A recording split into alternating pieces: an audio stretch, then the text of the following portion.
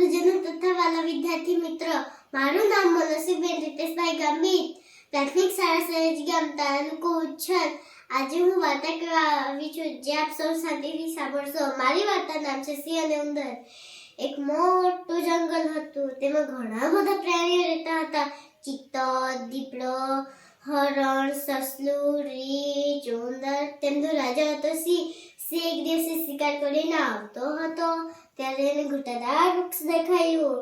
તો એને નીચે બેઠો, તો એને ઘસઘસાટ ઊંઘ આવી ગઈ, તે સૂઈ ગયો. ત્યાં જે ઉંદરનું દર હતું, તો ઉંદર બહાર નીકળીને કહે, જરા મસ્તી કરી લઉં.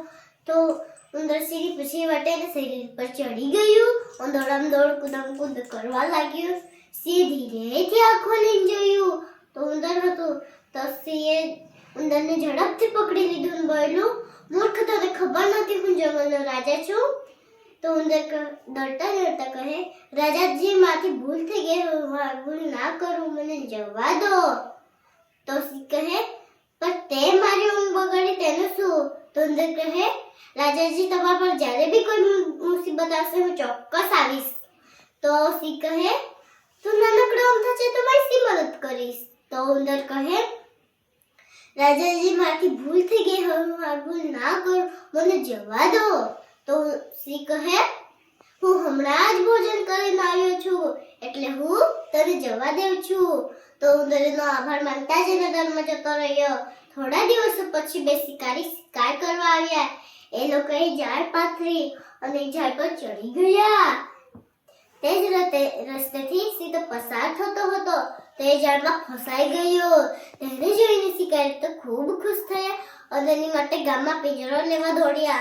ત્યાં સિંહે તો બહાર નીકળવાનો બહુ પ્રયત્ન કર્યો, પણ એ બહાર નીકળી શક્યો નહીં.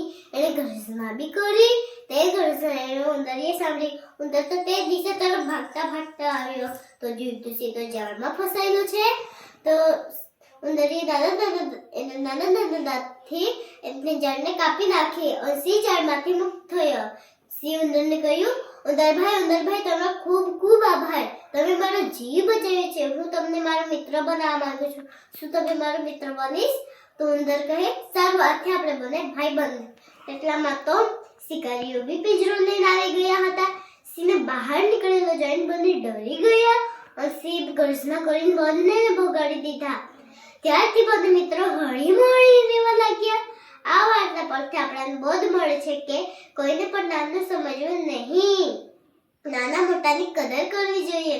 જય હિન્દ, જય ભારત. અસ્તુ.